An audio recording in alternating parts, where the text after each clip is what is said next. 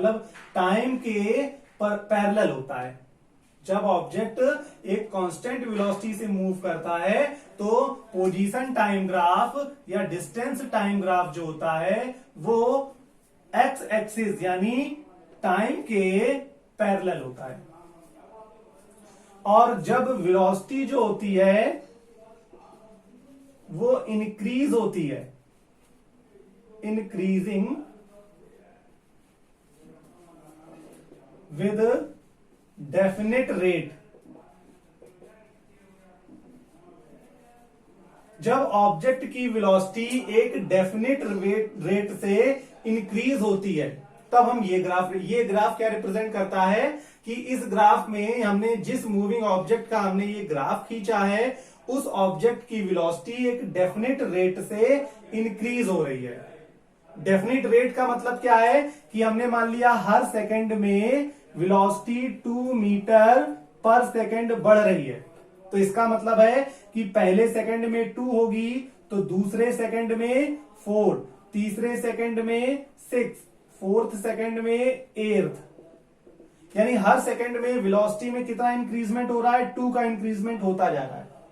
तो यहां पर ये जो ग्राफ है ये एक ऐसी मूविंग ऑब्जेक्ट का ग्राफ है जिसकी वेलोसिटी एक डेफिनेट रेट से इंक्रीज हो रही है।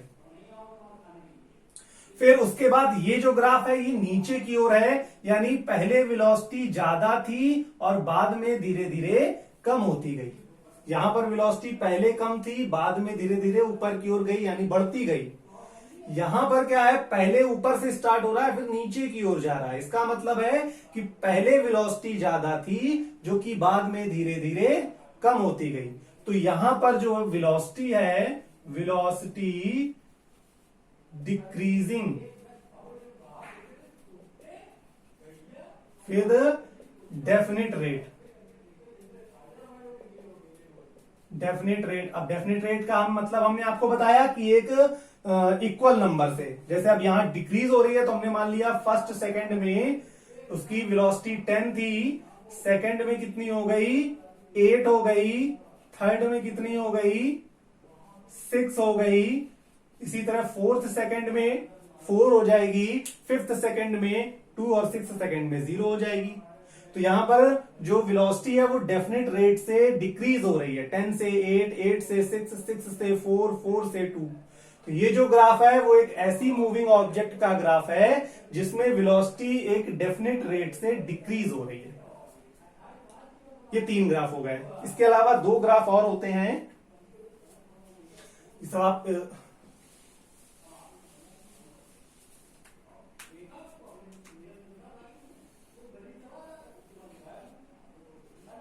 ये डिस्टेंस है, ये टाइम है, और जब ग्राफ इस तरह से बना हो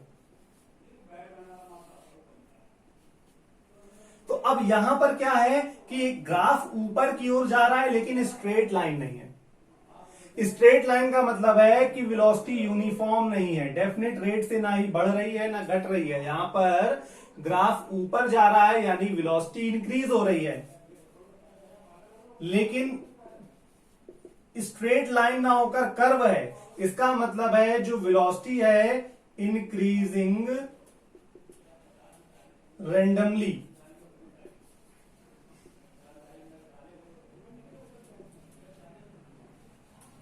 यहां पर वेलोसिटी जो है वो इंक्रीज तो हो रही है लेकिन रैंडमली इंक्रीज हो रही है। हम बता नहीं सकते कि किस रेट से बढ़ रही है। जैसे यहां पर 2 थी, 2 से 4, 4 से 6, यहां पर ऐसा नहीं होगा। यहां पर पता चला पहले 1 पर 2 थी, 2 सेकंड पर 5 हो जाए, 6 पर 7 हो जाए, सॉरी 3 पर 7 हो जाए और 4 पर 12 हो जाए। तो यहां पर देखिए कोई भी डेफिनेट नहीं है, डेफिनेट इंटरवल, डेफिनेट डिफरेंस नहीं है। कभी 3 बढ़ रही है, कभी 2 बढ़ रही, कभी 5 बढ़ रही है, जबकि यहां पर इक्वल था, हर सेकंड में 2 मीटर पर सेकंड ही बढ़ रही थी। तो यहां पर वेलोसिटी इंक्रीज होगी बट रैंडमली, किस तरह से किस रेट से होगी ये हम नहीं बता सकते, वो हम ग्राफ के अकॉर्डिंग ग्राफ को स्टडी करके ही बता सकते हैं। और अगर ग्राफ इस तरह से बना हो तो इसका मतलब है कि ऑब्जेक्ट की मोशन ही नॉन यूनिफॉर्म है।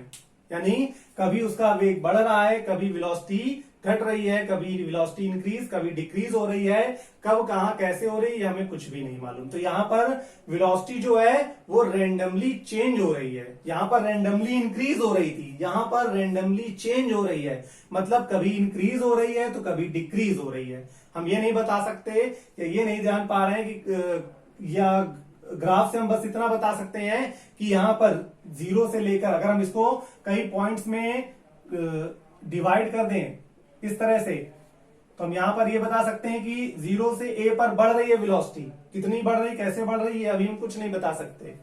फिर a से b में सब्ट्रैक्ट हो रही, डिक्रीज हो रही वेलोसिटी, फिर b से c में इंक्रीज हो रही है, लेकिन पहले से कम हो रही है। a ऊपर है, c नीचे है, तो यहां पर हम वेलोसिटी के बारे में कुछ भी नहीं बता सकते, किस रेट से बढ़ रही है, किस रेट से घट रही है, कब बढ़ रही, कब घट रही है।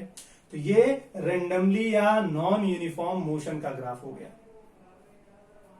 आई होप आप पोजीशन टाइम ग्राफ या डिस्टेंस टाइम ग्राफ या डिस्प्लेसमेंट टाइम ग्राफ को अच्छे से समझ गए होंगे, इसके सभी टाइप्स और इसके फॉर्मूले जिनसे हम आगे न्यूमेरिकल सॉल्व करेंगे।